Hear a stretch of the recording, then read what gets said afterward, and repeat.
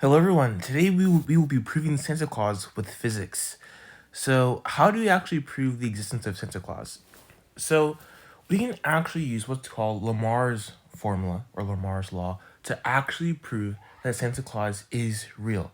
So in electrodynamics, we know that accelerating charges actually radiate photons.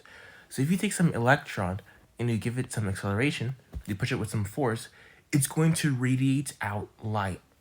And we can use this formula over here, called Lamar's formula, to calculate the power of the light that is emitted by a charged particle like an electron.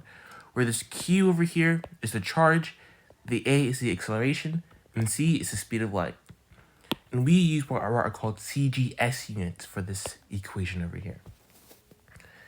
So here is some formula, a chemical formula that happens when we bake cookies. So when we bake cookies, the baking soda in the cookie reacts with heat, and we use this equation to describe that.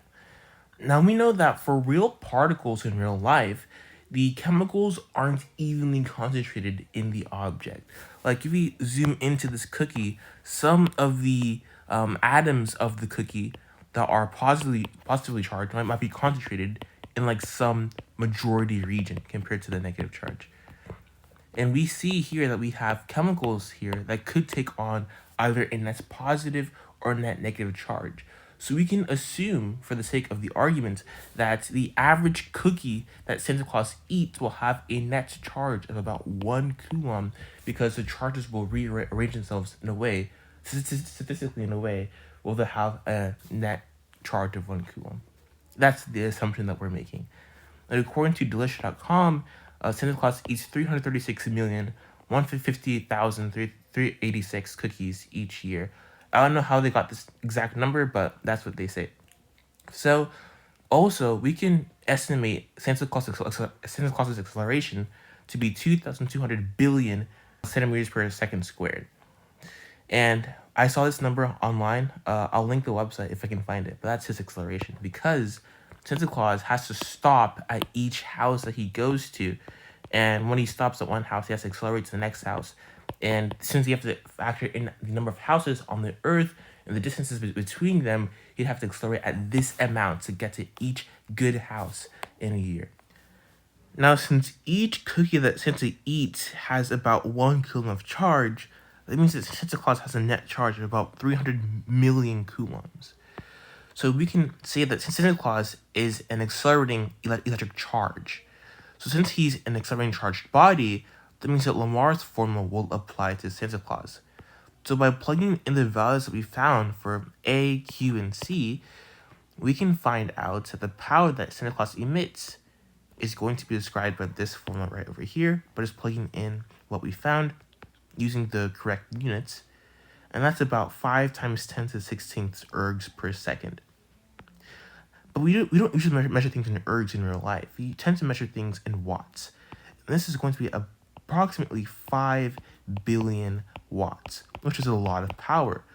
For reference, a standard light bulb has about 100 watts.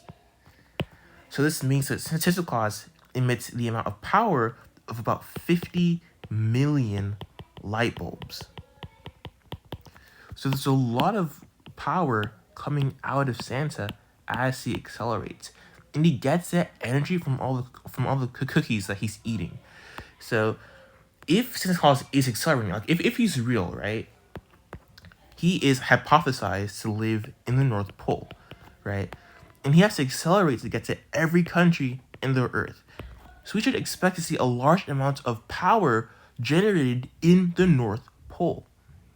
And it turns out that there is a lot of power made in the North Pole. In fact, we actually explain the amount of power in the North Pole as being caused by the northern lights. And the common explanation for the northern lights is that the solar radiation that comes from the sun interacts with the magnetic field of the Earth, which causes what you see as the northern lights. We can actually explain the northern lights as being caused by Santa Claus accelerating in his sleigh. So basically, the northern lights that we see in the North Pole is not actually caused by solar radiation.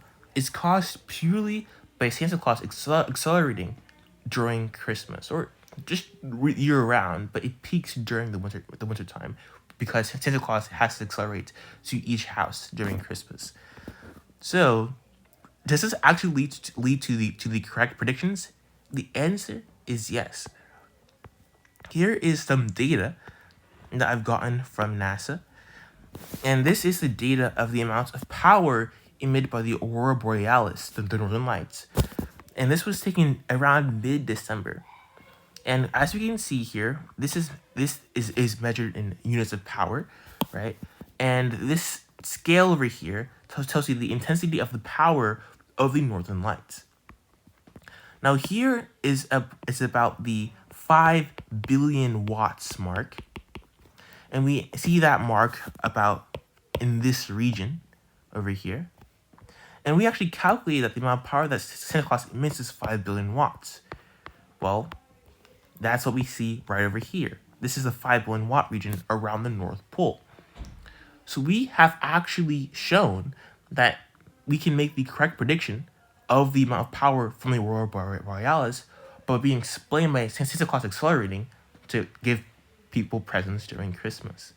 So this is actual proof for the existence of Santa Claus because we make the right prediction of the amount of power emitted by the Northern Lights. So that's how we prove Santa Claus. Thanks for watching and have a Merry Christmas.